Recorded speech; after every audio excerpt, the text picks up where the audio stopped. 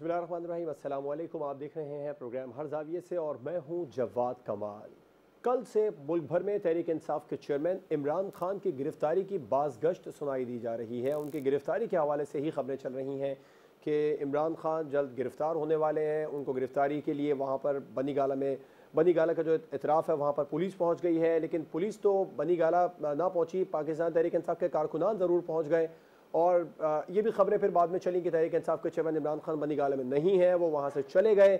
मगर आज देखा इमरान खान साहब बनी गाला में ही मौजूद थे। इमरान खान की गिरफ्तारी को लेकर क्या वफाक को मुश्किलात का सामना है? ये एक और जो अहम डेवलपमेंट हुई आज तहरीक इंसाफ के चेयरमैन इमरान खान के खिलाफ मुकदमात को लेकर।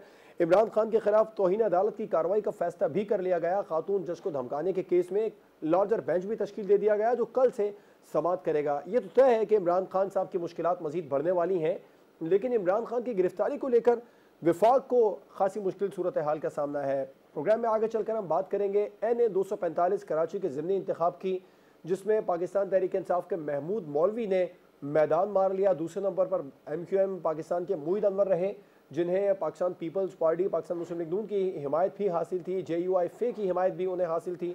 उसके बावजूद भी मोईद अनवर 13,193 वोट ही हासिल कर सके। क्या MQM मज़ीद कमज़ोर हो रही है? कराची के जो ज़िमनी इंतखाब है इसके नतीजे को सामने रखें और प्रोग्राम के आखिर में हम बात करेंगे मुल्क भर में बारिशों के बाद सैलाब की तबाहकारियाँ जारी हैं और 14 जून से अब तक नेशनल डिज़ास्टर मैनेजमेंट अथॉरिटी के मुताबिक तकरीबन 780 अमवात हो चुकी हैं और पाकिस्तान के 109 अजला शदीद मुतासर हुए हैं बारिशों, सैलाब और उसके बाद में जो तबाहकारियाँ हुई हैं उससे। हुकूमत की जानिब से ऐलानात तो किए गए, प्राइम मिनिस्टर साहब ने बलूचिस्तान के कुछ इलाकों का विजिट भी किया, लेकिन एक सियासी रस्सा कशी जो इस वक्त पाकिस्तान में जारी है, इससे ऐसा लग रहा है कि सैलाब मुतासरीन की इमदाद ठीक तरीके से नहीं हो पा रही है। अवाम मुकम्मल तौर पर नज़रअंदाज हो रहे हैं। इन तमाम तर मामलात को प्रोग्राम में डिस्कस करेंगे। अपने मेहमानों का आपसे तारुफ करवाऊँगा। हमें ज्वाइन किया सीनियर तज्ज़ियाकार शहजाद चौधरी साहब ने, सीनियर तज्ज़ियाकार सज्जाद मीर साहब और सीनियर तज्ज़ियाकार अंबर शमसी साहबा प्रोग्राम में हमारे साथ मौजूद है। तमाम मेहमानों का बहुत शुक्रिया। शहजाद चौधरी साहब, इमरान खान की गिरफ्तारी के हवाले से वफाक को काफ़ी ज़्यादा मुश्किलात का सामना करना पड़ रहा है क्या? मेरा ख्याल है नज़र आता है कि वो करना चाहते हैं, लेकिन कोई हाथ पड़ नहीं रहा किसी भी तरीके से।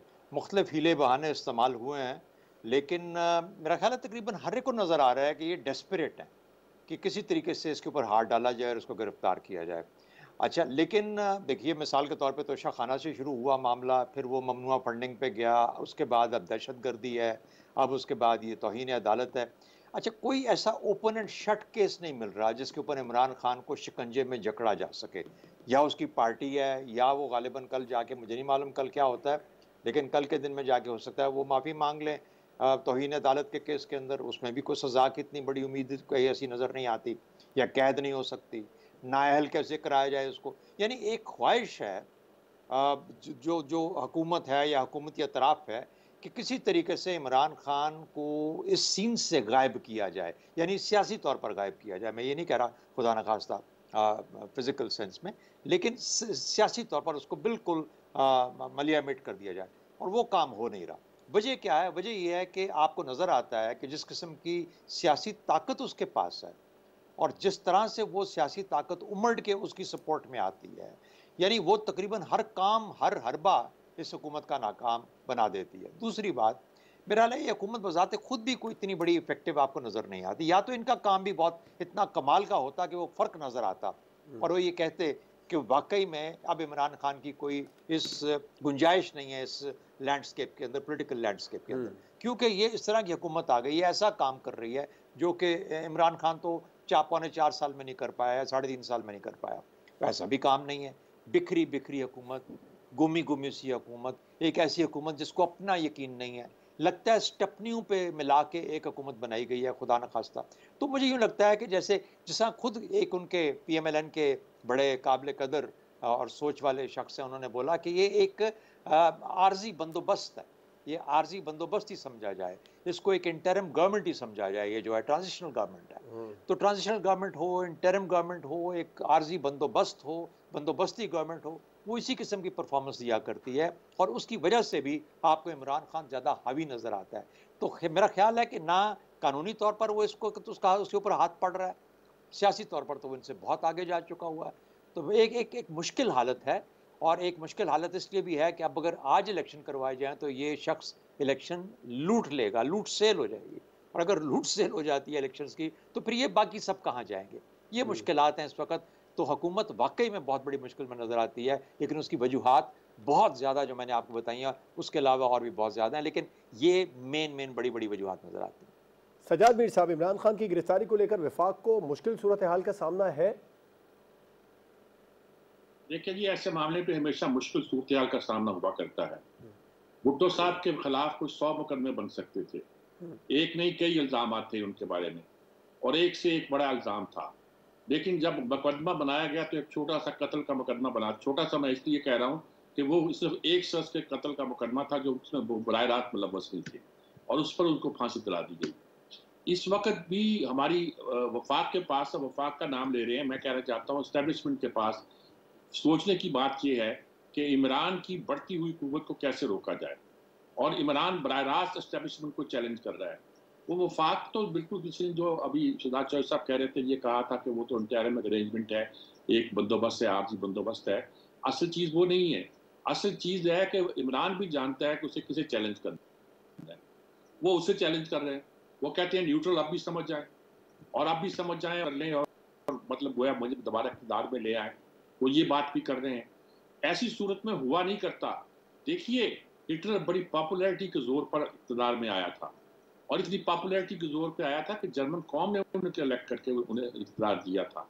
लेकिन जब फिर हालात ख़राब हुए और जब हर हाल बिगड़ गया, तो अब आज जर्मन कौम उनका नाम लेना भी पसंद नहीं करती। तो लीडरों की मकबूलियत या कम मकबूलियत अहम नहीं हुआ करती, वो ये करती है कि उनके जो काम है वो क्या नताइज पैदा करेंगे। इस नताइज से हमारी इस्टेब्लिशमेंट डर रही है, और डर कर अभी उसने गिरफ्तार कैसे करना है। एक बहुत ही मैं जोर देकर कह रहा हूँ, जिम्मेदार शख्स ने वफाकी हुकूमत के ये कहा कि भाई हमने गिरफ्तार करना है। बात यह है कि आपको तय करना है, आप नाअहल करार दे देंगे, आप उनकी पार्टी को बैन कर देंगे, आप इमरान खान को गिरफ्तार कर लेंगे, आप इमरान खान की तकरीरों पर पाबंदी लगा देंगे, आप कुछ और कर लेंगे। लेकिन क्या आपको ये सब करना है? अगर करना है तो फिर आप ये करेंगे। इसका बहाना आप कोई भी तलाश कर सकते हैं।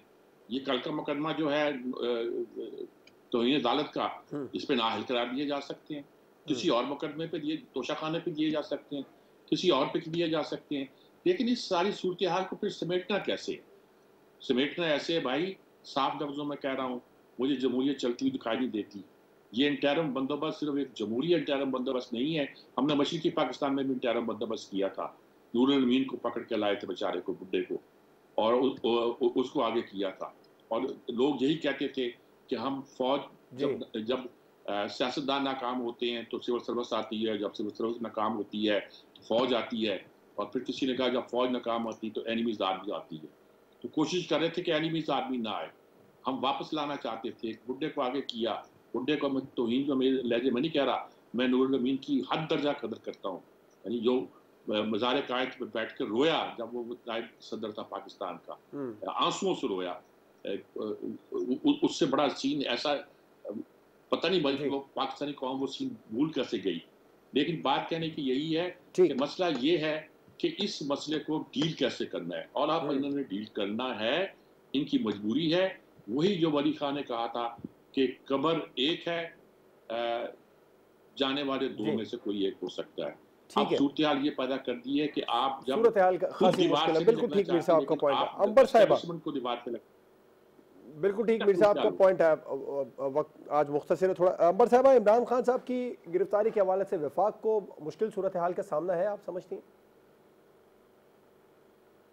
इसमें कोई शक की हुकूमत को मुश्किल का सामना तो है, क्योंकि ज़ाहिर इमरान खान साहब ने हर तरीके से ये जाहिर किया है कि वो धमकी दें, वो कानून से बालातर हैं, वो फॉरेन फंडिंग केस या ममनुआ या फंडिंग केस है उसमें जवाब दे, अपने आप को नहीं समझते। वो नहीं समझते कि अगर तोशाखाना के जो तोहफे तहाइफ थे, जब एक सहाफ़ी ने राइट टू इन्फॉर्मेशन एक्ट के ज़रिए उसकी तफसीलात मांगी थी तो वो उसका भी जवाब दे नहीं थे। बाद में जो तफसीलात आई तो फिर मालूम हुआ कि उन्होंने जो बेचा था, किस तरह से उन्होंने इसमें एक मुनाफा भी कमाया था और फिर असासे जो है डिक्लेयर नहीं किए थे। तो मैं समझती हूँ कि ये तो वाज़ेह है कि इमरान खान साहब को अब मालूम है इस बुनियाद पर, क्योंकि उनके ताल्लुकात रहे हैं, क्योंकि उनका सपोर्ट बेस अर्बन एरियाज़ में है और वो बहुत उनकी आवाज़ भी बहुत दूर तक जाती है। जब ये ख़दशा होता है कि उनको गिरफ़्तार किया जाएगा तो उनके जो सपोर्टर्स हैं वो जमा भी हो जाते हैं। तो और उनकी मकबूलियत जो है उनके निकाले जाने के बाद उसमें इजाफ़ा भी हुआ है। तो इसी वजह से इमरान खान साहब बिल्कुल दुरुस्त समझते हैं शायद कि वो कानून, आइन, तहज़ीब जो हमारी शायद सियासी इक़्तिदार में भी होनी चाहिए, उस सबसे बालातर है। इसी वजह से वफाकी हुकूमत को मुश्किल भी पड़ी है और वफाकी हुकूमत से हम ज़ाहिर है हम वो सियासी जमातें उनको हम बात कर रहे हैं जो इस वक्त हुक्मरान हैं और इसलिए भी उनकी मजबूरी है क्योंकि इन सियासी जमातों के मुख्तलिफ कायदीन हैं, उनको भी तौहीन अदालत की वजह से या गिरफ़्तार किया गया, नाअहल किया गया, कोई ना कोई करप्शन का केस होगा और जब मुश्किल अदवार थे तो उस वक्त भी उन्होंने जेलें भी काटी और मुश्किलात का सामना किया। तो वो समझते हैं, वो सियासी जो वर्कर होते हैं या सियासी लोग होते हैं वो समझते हैं कि एक सियासी लीडर को गिरफ्तार करना वो भी मुश्किल है। मैं समझती हूँ कि जो असल जंग है जिसकी हम बात करते हैं, ये वफाक का मसला शायद इतना नहीं है जितना उन न्यूट्रल्स का है जिन पर इमरान खान साहब इल्ज़ाम लगाते रहे हैं। वफाकी हुकूमत जी। इस वक्त हमें नज़र आता है, जो आपके दोनों मेहमान कह चुके हैं कि वो ज़ाहिर है वो तो अभी इस वक्त कमज़ोर भी हैं और इस वक्त ट्रांजिशन या एक ऐसी हुकूमत है जो इस वक्त वक्त काट रही है अगले इंतखाबात की तरफ। जो जी। असल जंग है जो इमरान खान साहब बार बार कह भी चुके हैं वो उनके और न्यूट्रल्स के दरमियान है और देखना ये है कि कौन पहले पलक झपकता है। बार बार ये नज़र आ रहा है कि इमरान खान साहब के गिर्द जो कानूनी घेरा दंग करने की कोशिश की जाती है। अब सवाल ये पैदा होता है कि ये पैगाम है या वाकई इसमें कोई गिरफ्तारी अमल में लाई जाएगी या नहीं, और उसके बाद हम ज़ाहिर ये भी देखेंगे कि फिर मज़ीद सियासी उसका खात्मे का नाम नहीं ले रही और इसके अलावा हम देखेंगे कि तशद्दुद की तरफ भी मज़ीद जा सकता है मामला। सूरत तो हाल इस वक्त मुश्किल है जो भी जी, जी बिल्कुल। तो मैं समझती हूँ कि हमें तफरीक भी करनी चाहिए कि इस वक्त हम मिलिट्री एस्टैब्लिशमेंट की बात करें, वफाकी हुकूमत की बात करें और कौन क्या करना चाह रहा है इस वक्त। बिल्कुल ठीक है, आपका पॉइंट नहीं है, कर पा रहा। बिल्कुल ठीक है। ब्रेक पर जाएंगे, ब्रेक के बाद हम बात करेंगे कराची ज़िमनी इलेक्शन की।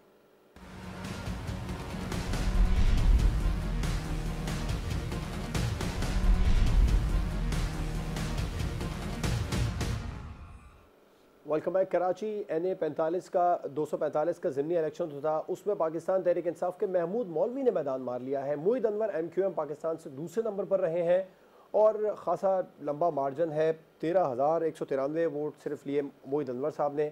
और सजाद मीर साहब, आप क्या समझते हैं, MQM कमज़ोर हो रही है मज़ीद? अच्छा, ये कॉन्स्टिट्यूंसी तो वो थी जहाँ और बुनियादी तौर पर पोलिटिकल तौर पर ये MQM की कॉन्स्टिट्यूंसी रही है, इसमें कोई शक नहीं है। लेकिन MQM की हैसियत जो है बानी जो उनके हैं कि बेटे अल्ताफ हुसैन के जाने के बाद डिफरेंट हो गई है। एक गिल्ट भी पैदा हुआ है कराची के लोगों के अंदर जब उन्होंने नारा लगाया था पाकिस्तान मुर्दाबाद का कि शायद हमने गलती की थी उनका साथ देकर, और बोरी बंद लाशें और सारी बातें सुनकर उन पर एक ज़हनी दबाव भी था। लेकिन वो सब मजबूर थे कि उनको रिप्रेजेंट करने वाला कोई नहीं था। अब भी MQM जो है वो ऐसी पार्टी नहीं है जो उनको रिप्रेजेंट करती हो। वो क्या नाम उसका अब्दुस्तार जो इनके मेयर रहे हैं वो अलग लड़ रहे हैं, ये अलग लड़ रहे हैं, फारूक सत्तार, मुस्तफा कमाल की पार्टी अलग खड़ी है, कुछ और कुव्वतें बनी हुई हैं। इसमें कोई शक नहीं है कि इन हलकों में जहां MQM मजबूत हुआ करती थी, जो एक सेकंड ऑप्शन के तौर पर इमरान खान कुछ ही ज़माने में उभरना शुरू हुए थे जब अभी वो एक ताकत नहीं बने थे। लोग सोचते थे कि अल्टरनेटिव क़यादत क्या ली जाए। मुस्लिम लीग को ज़ाहिर जब प्रोपेगेंडा होगा MQM का तो पसंद नहीं करते थे। पीपल्स पार्टी कभी वहाँ की ताकत रही नहीं उस तरह से, पैराफरी पे थी।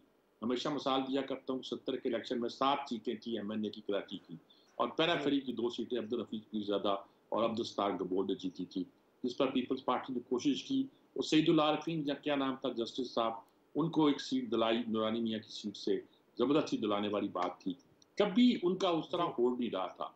अब एमकेएम का अगर उन्होंने साथ दिया या जेजेवाई ने साथ दिया तो ना होने के बराबर है। फिर उनका इंटरेस्ट नहीं है। उनका क्या इंटरेस्ट हो सकता है कि पीपल्स पार्टी का कि एमकेएम जीत जाए। ऐसी सूरत में बड़ी एक वाज़ेह पोजीशन थी और पीटीआई के जीतने का बड़ा इम्कान मौजूद था जो उन्होंने जीता। और इसमें कोई शक नहीं है कि अब कराची की भी शहरी आबादी जो है उसके अंदर भी पीटीआई जो है वो खासी यानी कि बेहतर तौर पर अपनी मकबूलियत हासिल करती जा रही है, जड़ें मजबूत करती जा रही है। आने वाले इलेक्शन में क्या होगा मैं कुछ नहीं कह सकता। हर इलेक्शन का रिजल्ट वहाँ मुख्तलिफ आता रहा है। वो सीटें एक ज़माने में तो ये डिफेंस की और बहुत सारी सीटें जो थी वो मुस्लिम लीग जीत लिया करती थी और ट्रेडिशनली तो जमात इस्लामी वहाँ की जमात थी। जमात इस्लामी के साथ जेयूपी ने आकर जब आई तो आधा आधा हो गया, लेकिन उसके बाद फिर जो सूरत पैदा हुई वो एमकेएम ने जिस तरह स्वीप किया है उसकी कोई मिसाल नहीं मिलती। लेकिन अब वो एमकेएम नहीं है। एमकेएम को अपने आप को रीऑर्गेनाइज करना पड़ेगा और देखना पड़ेगा कि मुल्क की सियासत ये नहीं है कि वो उसका साथ दे दें और चार चीजें हासिल कर लें, उसका साथ दे दें, चार चीजें हासिल कर लें। ये किसी के कैंडिडेट बनकर अगर वो कोशिश करते रहेंगे तो उन्हें उतनी ही सीटें मिलेगी जितनी उन्हें दिलाना नज़रसानी करनी होगी। बिल्कुल ठीक है। अंबर साहिबा, कराची NA 245 का ज़िमनी इंतखाबी मार्का, क्या MQM मजीद कमज़ोर हो रही है इसके नताइज को देखें तो? जी बिल्कुल, ऐसा ही जाहिर हो रहा है कि MQM पाकिस्तान जहां कराची में बहुत हावी रही थी और मुख्तलिफ वजूहात जो भी मीर साहब ने भी बयान कर लिए कि अल्ताफ़ हुसैन और अगस्त 2016 का जो भी तकरीर थी वो जो जिस तरीके से कमज़ोर हुई, जो स्प्लिंटर्स या स्प्लिट्स हुई हैं MQM के, उसे बहुत नुकसान पहुंचा। और मज़ीद मैं कहूँगी कि इस वक्त एक अगर वैक्यूम जो क्रिएट किया था MQM ने वो पाकिस्तान तहरीक इंसाफ ने फिल किया।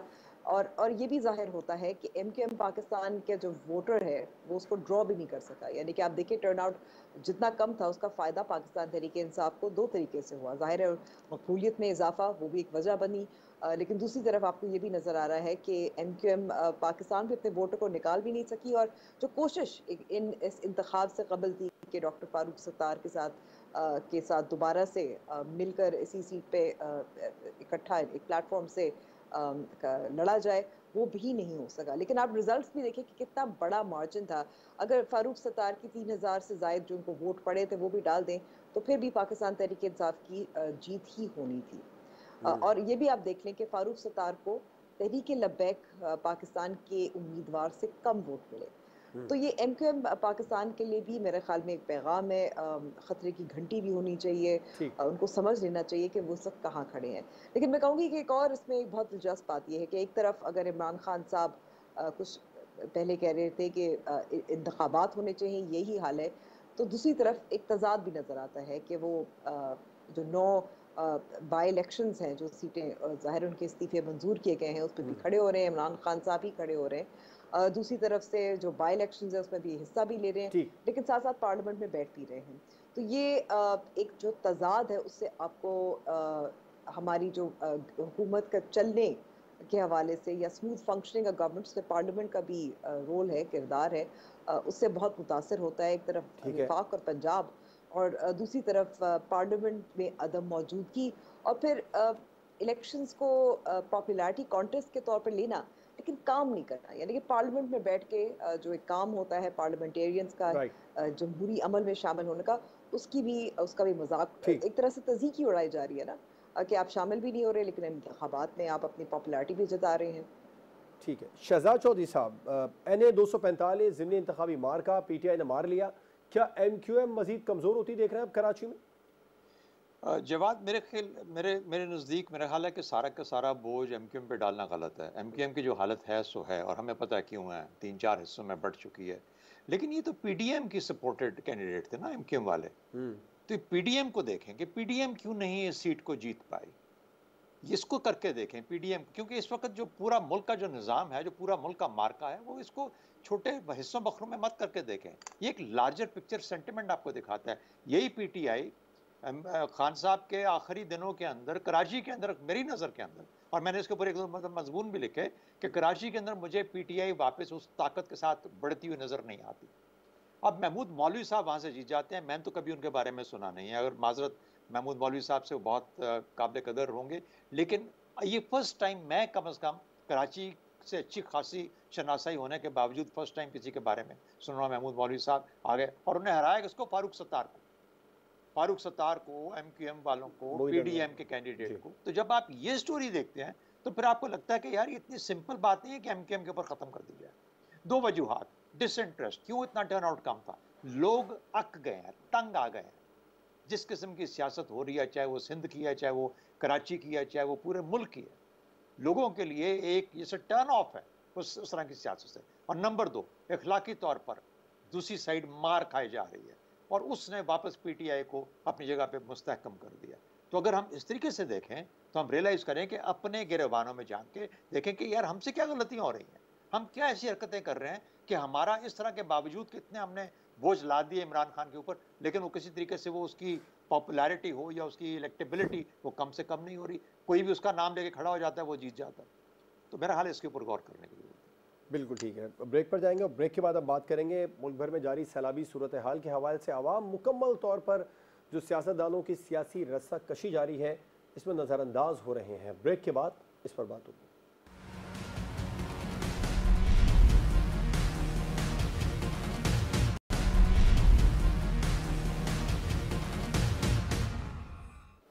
Welcome back. बारिशों के बाद मुल्क भर में तबाहकुन सैलाबी सूरत हाल है और कुछ अजला में बारिशें अब भी जारी हैं। जहां पर बारिशें रुक गई हैं वहां पर भी आइंदा चंद रोज़ में एक और तूफ़ानी स्पेल की पेशनगोई महकमा मौसमियात की जानिब से कर दी गई है। तकरीबन 800 के करीब अमवात पाकिस्तान में हो चुकी हैं, हज़ारों घर तबाह हो गए। शहजाद चौधरी साहब, सियासी रस्साकशी सियासतदानों की जारी है, अवाम मुकम्मल तौर पर नज़रअंदाज होते दिखाई दे रहे हैं, दुरुस्त है?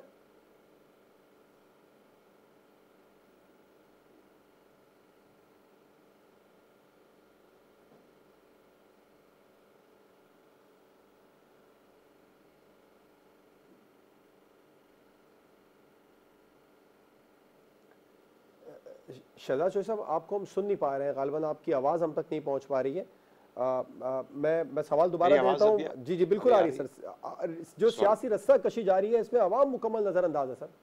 हाँ, मैं मुझसे पूछा आपने? जी सर, जी बिल्कुल। अच्छा, सॉरी।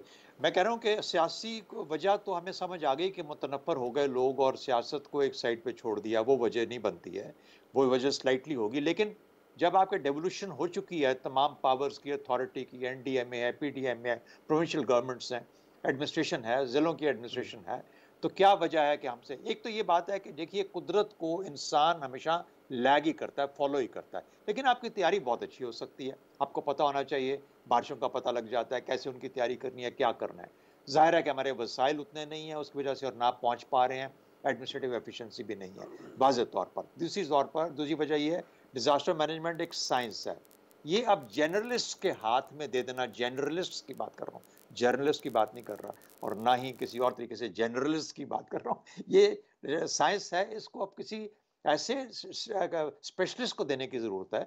और पाकिस्तान के अंदर डिज़ास्टर्स बेशुमार हो रहे हैं, क्लाइमेट चेंज की वजह से ज़्यादा रिपीट होते रहेंगे। इस बार बारिशें वाकई बहुत ज़्यादा हुई हैं, लेकिन अगर ये साइंटिफिकली हम इसको पहले प्रिडिक्ट करते, फिर उसकी तैयारी करते, फिर लोगों तक वसाइल पहुंचाने की कोशिश करते, जहाँ तक उनका पेन मिनिमाइज करते, उनके दर्द और शिद्दत को और तकलीफ को कम किया जा सकता था, हम मुकम्मल तौर पर अबूर तो नहीं हासिल कर सकते। तो मेरा ख्याल है ये वो कमियां हैं जो आपको नज़र आ रही हैं।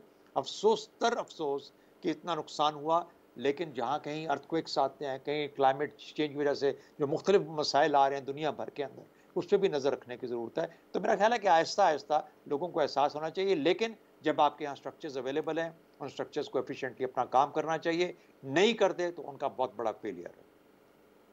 ठीक, अवाम नज़रअंदाज हुए सर, आप ये समझते हैं सियासी रस्साकशी जो इस वक्त जारी है? सियासी रस्साकशी तो चल ही रही है ना। मैंने कहा ना कि अवाम को जिन लोगों ने देखना है वो अपनी जगह पे मौजूद हैं। ठीक है, वो क्यों अपनी जगह अपनी नहीं कर पाएंगे, अपना काम क्यों नहीं करते? उन्होंने भी इस्लामाबाद में नजर रखी हुई है क्या? वो तो उधर देखें जहां पर उनका काम है, अपना काम तो कम से कम करें ना। इसी तरीके से हम इस सियासी रस्साकशी का जो दर्द है उसको भी, शिद्दत को भी कम कर सकते हैं। लेकिन वो होता ये है कि वो अगर नहीं कर रहे, वैसे ही काम नहीं कर रहे, तो वो वजह सियासी बन जाती है। असल में उनकी अपनी नालायकियां और नाकामियां हैं मेरे ख्याल में प्रोविंशियल डिजास्टर मैनेजमेंट अथॉरिटीज की और NDMA की। मीर साहब, आप क्या समझते हैं, सैलाबी जो सूरत हाल है इस वक्त, सैलाब ने तबाहकारियाँ जो की हैं और दूसरी तरफ मुल्क में एक सियासी रस्सा कशी जारी है, इस सियासी रस्सा कशी में कई अवाम तो नज़रअंदाज नहीं हो रहे? नहीं, देखिए, बात जो सियासी रस्सा कशी है वो इंतहा पर है। जब एपीएस एक वाक़या हुआ था तो इमरान खान सब कुछ लपेट लपाट कर इस काम के लिए लग गए थे। इस वक्त मुझे बताइए कि पीटीआई इतनी रैलियां निकाल रही है, खूबसूरत रैलियां लगा रही है, लोग उनके पीछे हैं। क्या इमरान खान अपने लोगों को ये इंस्ट्रक्शन नहीं दे सकते कि वहां जाके इमदादी काम करें? कोई आपको तहरीक इंसाफ का आदमी वहां काम करता दिखाई देता है? बाकी जमातों का यही हाल है। ना पीपल्स पार्टी काम कर रही है, ना मुस्लिम लीग नून काम कर रही है, ना कोई और काम कर रही है। मैंने पीटीआई का नाम सबसे पहले इसलिए लिया कि वो अपने आप को मुल्क की सबसे बड़ी पार्टी समझती है और है भी। तो ऐसी सूरत में कोई सियासी जमात तो काम ही नहीं कर रही, डिलीवरी नहीं कर रही। हमारी चंद एजेंसियां हैं, वो हैं एनजीओज हैं, एनजीओज कह लीजिए, मगरबी मानों में तो मैं इस्तेमाल नहीं करता, रज़ाकार तंजीमें हैं जो वहाँ काम करती हैं और करती रहती हैं और उनका नाम भी नहीं आता। बहुत से लोग होते हैं जो बहुत खिदमत का काम कर रहे हैं, वो बड़े जज्बे के साथ काम करते हैं, जगह जगह का वो ट्रेस करते हैं क्या प्रॉब्लम, जहाँ कोई नहीं पहुंच पाता वहाँ वो पहुंचते हैं। लेकिन ये रियासत से करने के काम है, रियासत से बड़े काम है। जो मौसम की तब्दीली जिसका शहजाद साहब जिक्र कर रहे थे, बहुत दुरुस्त तौर पर जिक्र कर रहे थे। क्या हम तो 100 साल से कह रहे हैं कि हमारे ग्लेशियर पिघल रहे हैं। हम कोई 100 साल तो मैंने ऐसे कह दिया, हम 10-15 साल से इस बात को रो रहे हैं कि मौसमी तब्दीलियां आ रही हैं। मगरब देखिए कैसे रो रहा है जी। दर्जा हरारत 41 पे पहुंचा, चीख रहा था, ऐसे लग रहा था कि उन पर मुसीबत आ गई है। हमें अंदाजा नहीं हुआ 4-5 साल पहले बदीन डूबा था, उसके बाद कराची को 2 साल 3 साल पहले ये सूरत पैदा हुई थी। हमने कोई अंदाजा नहीं लगाया, हमने कहा नाले साफ कर देंगे ठीक हो जाएगा। अंदाजे लगाए सब, बड़े बड़े पैकेजेस भी अनाउंस किए, लेकिन अमल दरामद नहीं हुआ ना। अंदाजे लगाए पूरे मुल्क में ही, लेकिन अमल दरामद नहीं हुआ बाद में। उसमें सफाई भी हुई है, लेकिन हमने ये पूरी तरह अंदाजा, शहजाद साहब ने ठीक कहा, शहजाद साहब ने, कि ये स्पेशलिस्ट का काम है, ये जर्नलिस्ट का काम नहीं है, आम लोगों का काम नहीं है। आप इस वक्त जो राजनपुर में हो रहा है कि मामूली बात हो रही है। बलूचिस्तान तो पूरा तबाह होकर रह गया है, लोगों को रहने की जगह नहीं है, उनके कच्चे मकान तबाह हो गए, हम जिंदगियां बाकी है ना कुछ और चीज बाकी है। ऐसी सूरत में क्या करेंगे? बिल्कुल ठीक है, इसमें कोई शक नहीं है, हम सियासत में लगे हुए हैं, लेकिन इस पर भी कोई शक नहीं है कि हमने पूरी तैयारी भी नहीं की है, और शायद इसमें भी कोई शक नहीं है कि कुदरत ने, फितरत ने, उसके निज़ाम ने हमें इतना मारा है कि हम उसको समझ ही नहीं पाए। बिल्कुल ठीक। अंबर साहबा, आप क्या समझती हैं, मुल्क में जो सैलाबी सूरत हाल है और दूसरी तरफ सियासी रस्साकशी भी जारी है, अवाम मुकम्मल नज़रअंदाज हो गए? देखिए, मैं तो समझती हूँ कि इसकी जिम्मेदारी मीडिया पे आती है। ये सियासी जमातों पे आप डाल रहे हैं, हुक्मरान जमात हो या अपोजिशन की जमात हो, वो जाहिर है उन्होंने अपना किरदार भी अदा करना है और सूबाई सतह पर कुछ ना कुछ तो हो ही रहा है। लेकिन जब सैलाब की सूरत हाल पैदा होती है और चाहे अर्बन फ्लडिंग हो, चाहे 400-500% गुना या 400-500% ज़्यादा बारिश हो मामूल से, तो फिर एक हद तक ही जो भी हुकूमत होगी वो कुछ कर सकती है, चाहे सूबाई हो या वफाकी। तो ये मैं समझती हूँ कि मीडिया इस वक्त, जो आपकी टॉप स्टोरी थी वो इस वक्त इमरान खान साहब और फिर शहबाज गिल पे आपने तो नहीं बात की, लेकिन वो भी मीडिया की हेडलाइंस में आ रहा है। और ये हम आखिरी सेगमेंट में बात करें सैलाब और सैलाब मुतासरीन के हवाले से, वो कहाँ है वो रिपोर्टर्स, वो स्टोरीज, वो न्यूज़ हेडलाइंस जिनको जो तरजीही बुनियादों पे जो लोगों की मुश्किलात हैं उनको दिखाएं। यही मीडिया का काम है कि जो आम आवाम है वो उनकी जो तकालीफ है उसका इजहार करे, और फिर ताकि एक प्रेशर बने, दबाव बने सियासी कायदीन पर।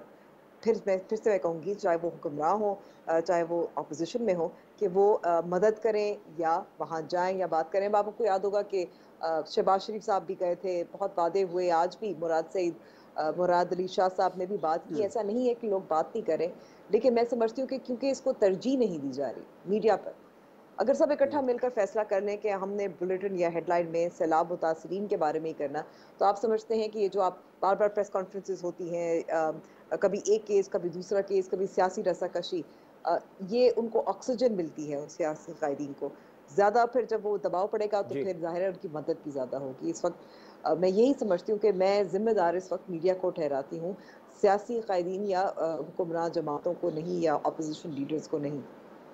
ठीक है, अंबर शमसी साहिबा, शहजाद चौधरी साहब, सज्जाद मीर साहब प्रोग्राम में हमारे साथ मौजूद थे। तमाम मेहमानों का बहुत शुक्रिया। प्रोग्राम आपने देखा नाजरीन, आपसे मुलाकात होगी इंशाल्लाह कल। इजाज़त दीजिए, अल्लाह हाफ़िज़।